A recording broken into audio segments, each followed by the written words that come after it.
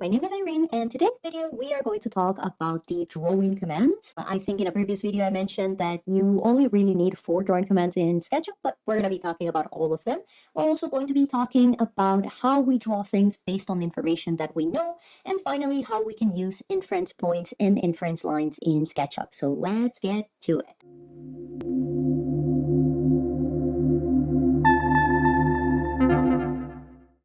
Alrighty, so we are in our SketchUp model. I have chosen the simple template and I'm working with meters, but at this point, because we're just learning commands, what template you choose doesn't matter, what units you're choosing don't matter.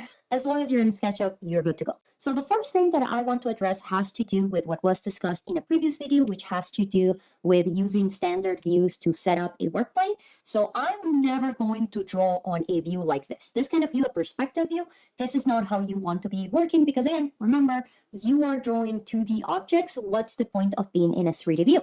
So for the sake of this exercise, I'm going to be drawing on a top view. The top view does not have a default quick key, but if you have the views tool on your toolbar, you can just click on the top to switch to a top view. Now, because I'm going to be working on a top view, I'm not going to be using orbit to move around. Instead, I am going to be using pan and zoom. So remember, zoom is going to be wheel forward, wheel backward on your mouse, and pan is going to be holding the mouse wheel plus shift. So I'm going to be working on this quadrant over here. So the first command that I want to introduce you to is the line command, quick key L for line.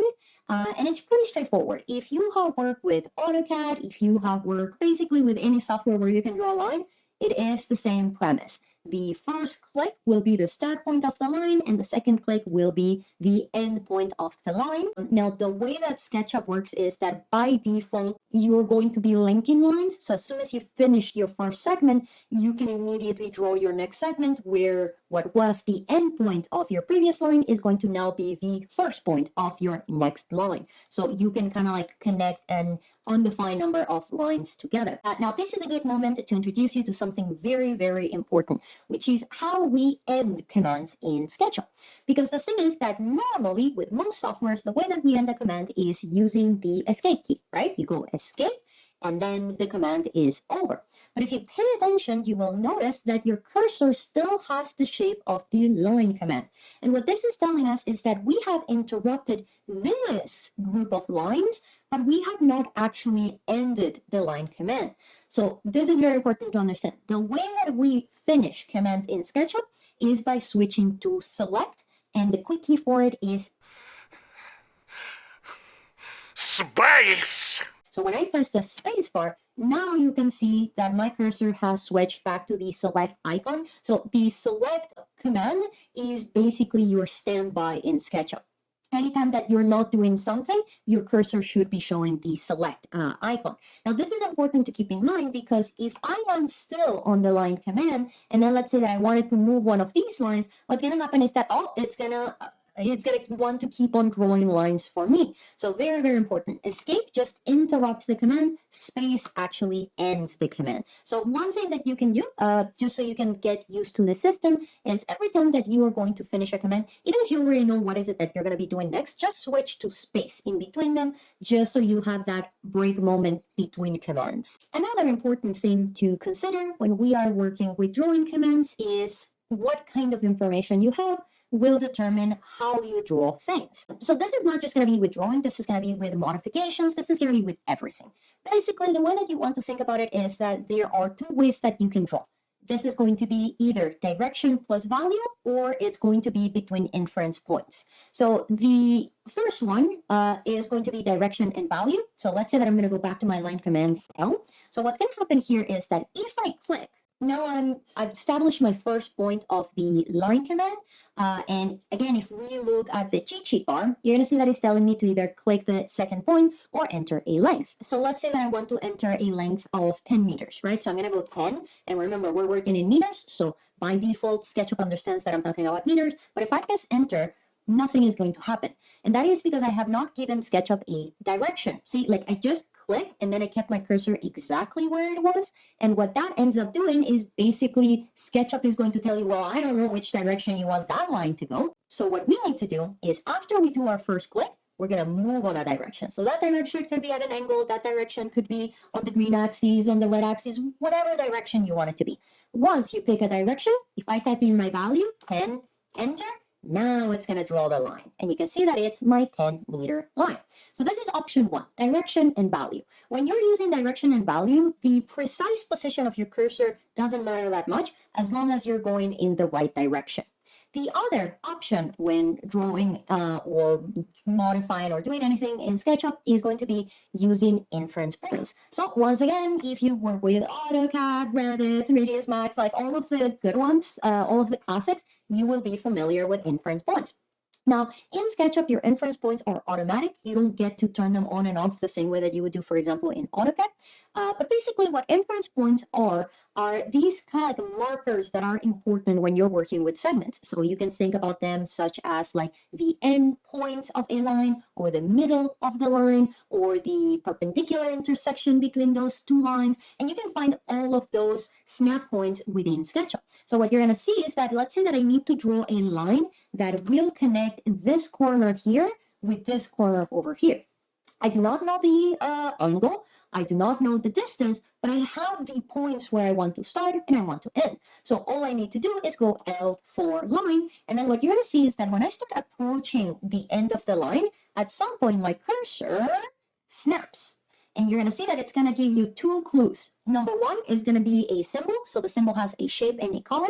And just in case you're not familiar with the symbols, it's also going to give you a label. So green circle is endpoint. So I can go endpoint, and then I can find the other guy, see, to endpoint. So that's an inference point. Again, there's many different kinds of inference points in SketchUp. For example, I can find midpoint. That's going to be a blue circle. So these are the 2 ways that we do things in SketchUp. Either we know a direction and value, or we know the inference points within which we want the thing to occur, okay? Now, another thing that I want to talk about lines, I know I'm talking a lot about lines, but they are the easiest way to introduce to multiple concepts. So the concept that I want to introduce you to is inference lines. So for example, if I have this line here, what I can do is now I can draw another line based on this line. So let's say I'm going to start here. So if I want my new line to be parallel, what you can see is that as long as you have only one line, SketchUp understands that that is an option. So if I start moving my cursor, at some point, both of them are going to turn pink, and that is going to tell me that this second line is now parallel to the first one. Or if I move in this direction, I can make it perpendicular to the first one.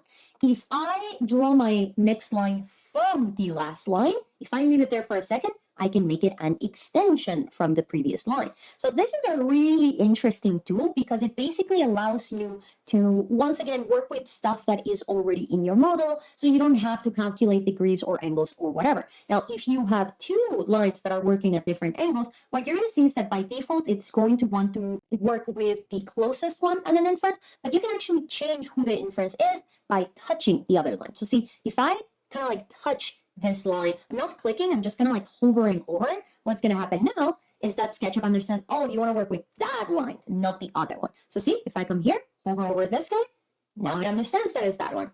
So very, very interesting. Inference lines are fantastic if you're working with a drawing that for whatever reason cannot be perfectly straight, but you still need to work with parallel and perpendicular lines. Now, the last thing that I wanted to bring up while we're still with the line command, which is kind of like the easiest one, is going to be the measurement bar and units specifically. So if I go back here to my line command and start drawing a line, you can see that I am drawing in meters. But one of the great advantages of SketchUp is that it is a unit-based software. That means that when we draw things, they are the size they are. When we change our unit system, we are just switching the measuring tape. Things are the size that they are. And one of the ways that this presents itself is that it doesn't matter what unit system you have set up. Like, for example, here I am in meters.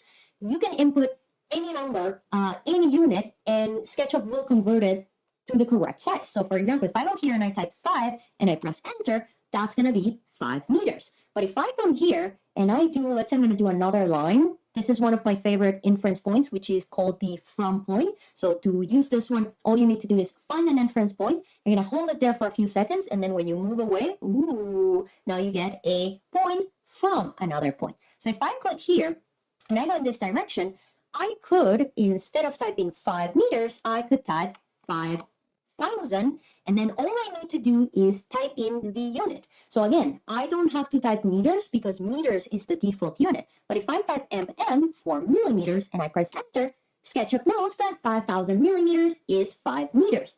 And it works the same way if you want to draw imperial. So for example, let's say that I'm going to come here and let's say that this time, instead of drawing in metric, I want to draw imperial. So let's say that I want to create a line that is 10 feet. So I can go 10 and then apostrophe, enter.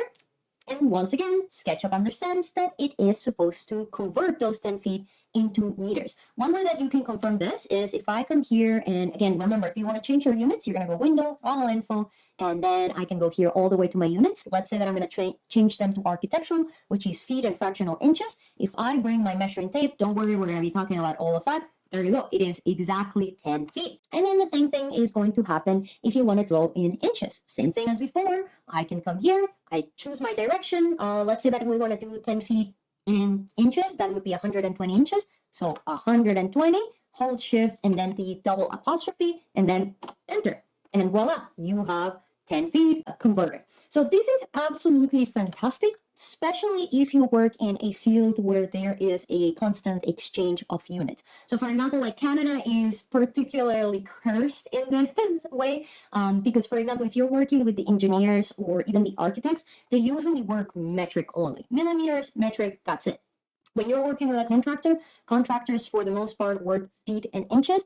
And then if you're doing any kind of like custom cabinetry, millwork, like woodwork, carpenters usually work in inches only. So anytime that you would have to convert those units from one to another, you're losing precision. But with SketchUp, you don't have to. If the architect tells you that you have a 10-meter wall, you can just draw 10 meters. If the cabinet maker comes and tells you that the cabinet itself is going to be whatever the equivalent is in inches, you can just type those inches and SketchUp will show them accurately. So this is absolutely fantastic, especially if you come from an AutoCAD background. The next one is freehand line. So this is like the regular line, but like you can draw it with curves. Regular line can only be straight. So the way that this is going to work is that you're going to click to start the command. There's no click key. And then what you want to do is instead of click for start point and end point, you're going to click and hold, and there you can see that I can freehand. And when I release,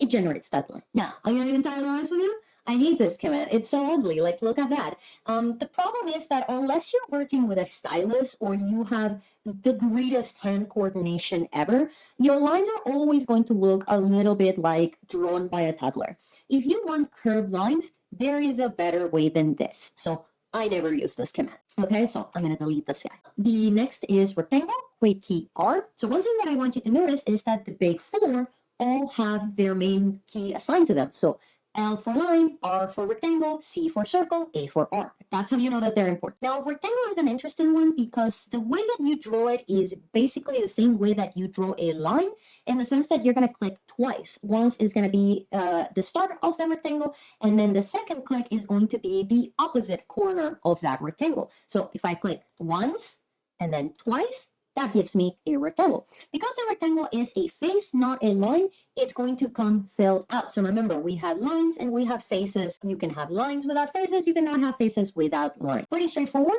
Couple things to pay attention to. Number one, you will notice that sometimes you're going to get this diagonal line. That basically gives you a square. It just means that like the length and width are the same.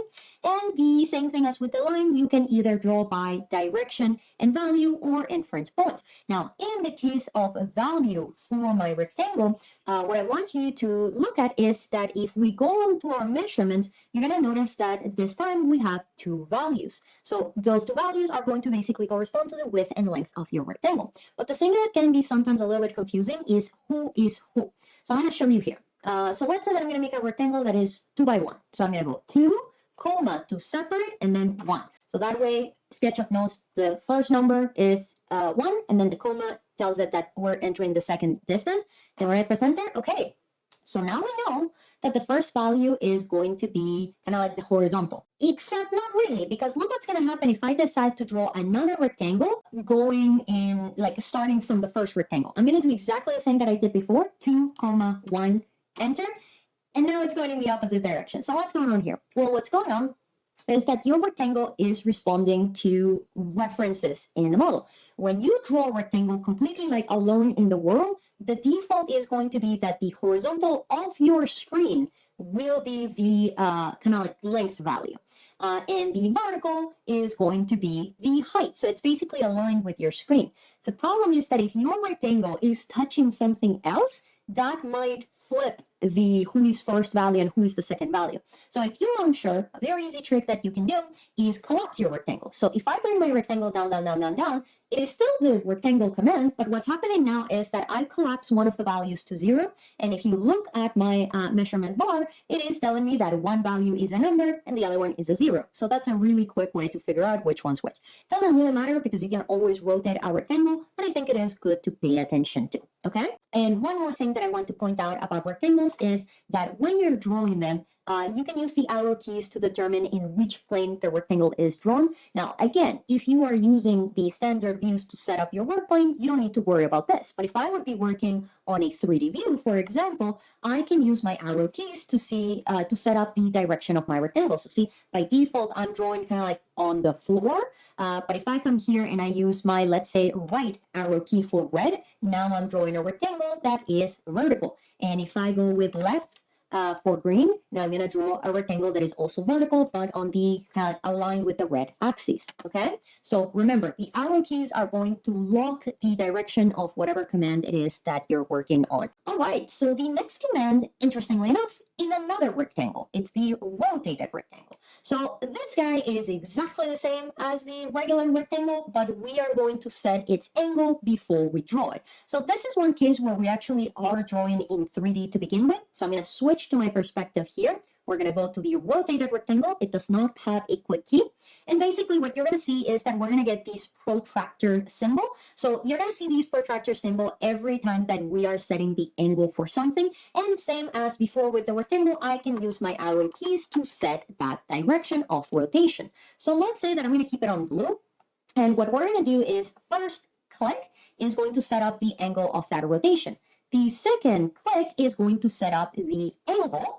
And then from there, you can draw your rectangle. I hate this guy. I don't understand the purpose, but it is there. Thanks, SketchUp. Up next, we have the circle, quick key C. And drawing a circle is extremely easy in SketchUp. You only need two things. Number one, click where your center of your circle will be.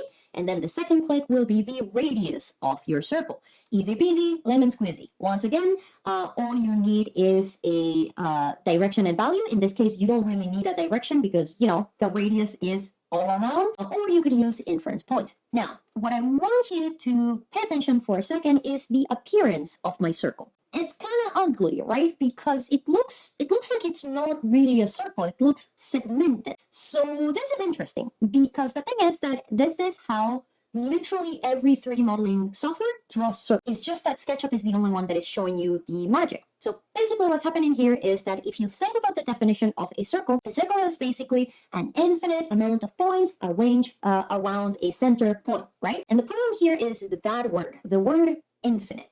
Computers cannot handle the word infinite the same way that they cannot divide by 0. So basically, the people that first developed 3D modeling as a computer technology got around this limitation by making circles that instead of being made out of an infinite amount of points, they were made out of a limited number of segments. And that's what you're seeing here. You're seeing the segments that make the circle.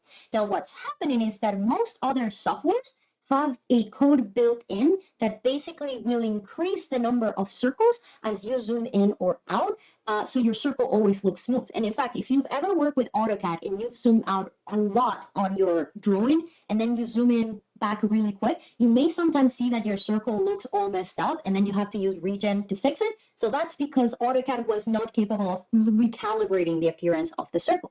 So the reason that in SketchUp you can see the segments is because, remember, going all the way back to my video about the history of SketchUp, SketchUp was developed for everyone. And one of the limitations that this causes is that SketchUp should be able to run on a potato.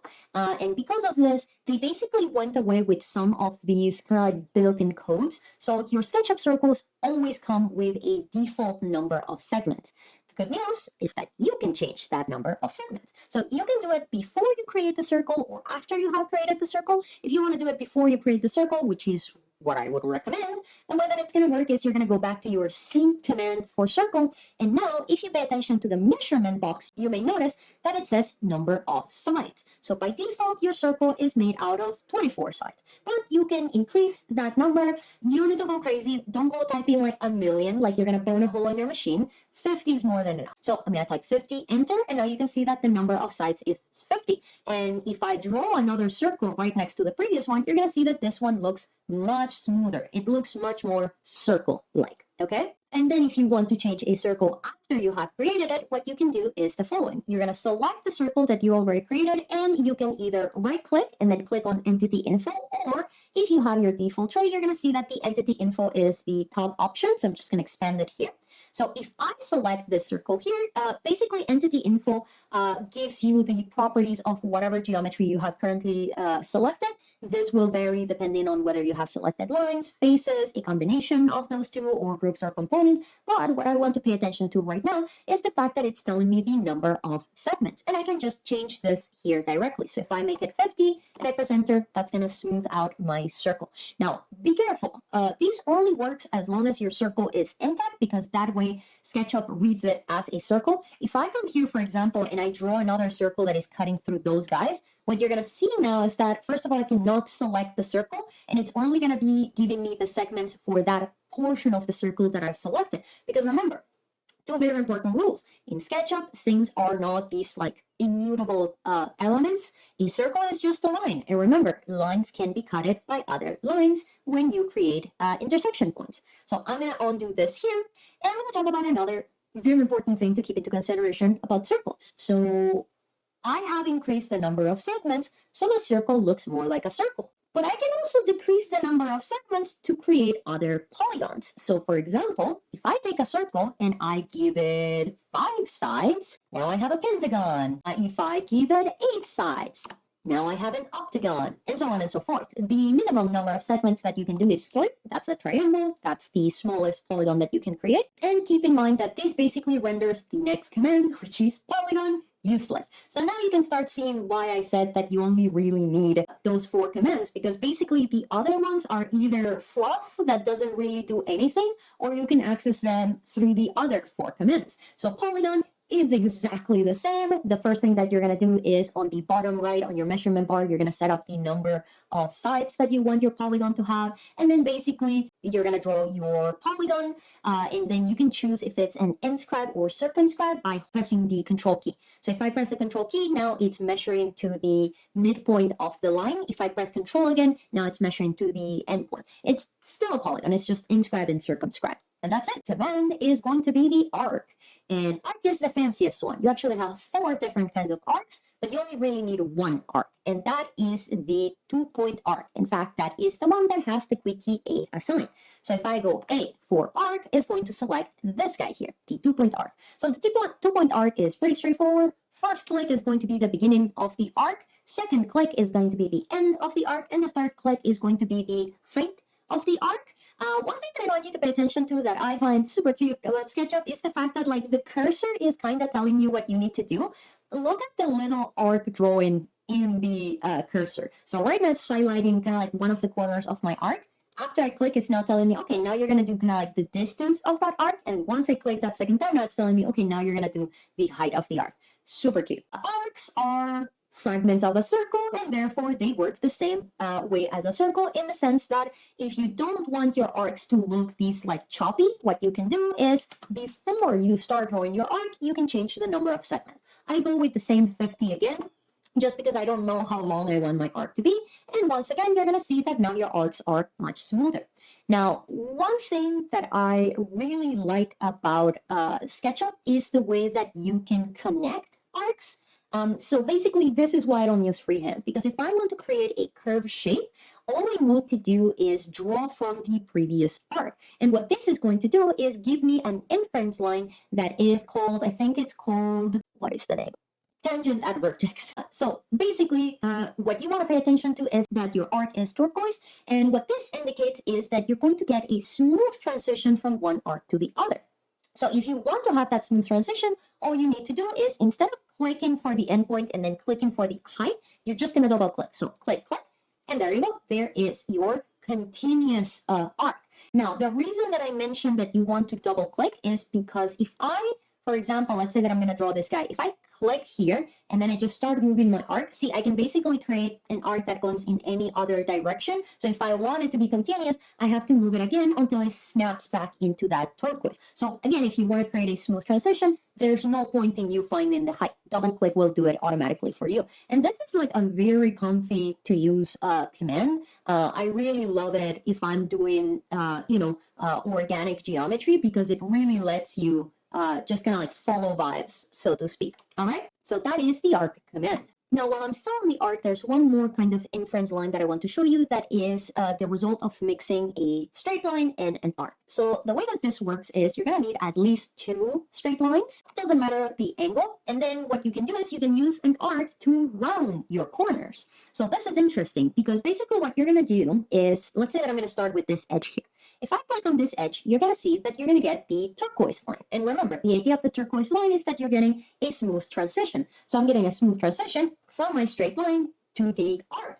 But check this out. If I bring it to the top line and I just move along that edge, at some point, my line is going to become pink. And what that means is that I'm going to get a smooth transition from one line to the other through the arc. In other words, I'm going to fillet my corner, or chamfer. Fillet my corner. So very important, what you want to do here is you want to make sure that you double click. So if I go click, click, bam, now you have a rounded corner. And the best part is that because you did that double click, you basically told SketchUp that you wanted that rounded corner. And what it did is it didn't just create the arc, it also got rid of the excess edges. Now, the reason that it's so important that you double click is because if you do not, this is what's going to happen. So let's say that I'm going to come here and instead of double clicking, I'm going to click once and then I'm going to kind of like move it around. And I'm going to bring it back to the pink. And if I click again, it will create the arc, but it's not going to get rid of the other edges because for whatever reason, SketchUp is assuming that you just want to add an arc. You don't want to fillet the corner. So once again, the way that we do things determines how things behave. But I find inference lines super helpful. And I really like the fact that they're color-coded because it makes it really easy to understand what's going on. Now, the other 3 types of arcs are going to be the default arc. Now, I like to call this one the architectural arc because it's basically going to be center, radius, and then the distance of that arc. We have the 3-point arc, which is a weird one, and we have a pi, which is basically the default architectural arc, but it's filled in. So let's start with the architectural arc. So the reason that I call this guy the architectural arc is because it reminds me of the way that I would draw arcs in AutoCAD. I'm old, I'm sorry. And once again, you're going to see this protractor. This protractor can allow you to change the direction. So for example, I can use my arrow keys to change which direction I'm drawing my arc. I'm not going to bother with that. And what I'm going to do is my first click is going to be the center of my arc. My second click is going to be my radius. So again, this can be either clicking a point in space, or I can just type in a value. Let's say that I want it to be 2 for 2 meters, enter. And now what we're going to do is we're going to draw kind of like the length of that arc, and that is measured in degrees. Now with SketchUp arcs, you can go clockwise or counterclockwise. So right now I'm going counterclockwise, or I can go clockwise, doesn't really matter. And then I just need to type in my angle. So let's say 90 degrees. That's going to give me a 90-degree angle. The other option is the pi. Pi is exactly the same as the architectural arc. The difference is going to be that this guy will be filled in. And then finally, the last one is the 3-point arc. And this guy is weird because it's basically, I find that it only really works if you're working with inference points. It's basically going to be an arc within other geometry. So let's say that I'm going to draw a line here, and then I'm going to draw a line here, and then I'm going to draw a line here. So if I use my 3-point arc, what I can do is basically say the points that I want the arc to touch. So let's say that I wanted to touch this edge here, and then I'm going to say that I wanted to touch this other edge, and then I'm going to say that I wanted to touch that other edge. So it's a weird one. I've never used it, but like I'm glad that they put it there. I'm pretty sure that somebody has used it once. And with that, we have reached the end of this video. I hope you found that helpful. If you did, give it a like. If you have any questions, feel free to type them in the comments. But otherwise, thank you very much for watching. Thank you very much for sticking through. And I'll see you on the next one. Have a good one. Bye.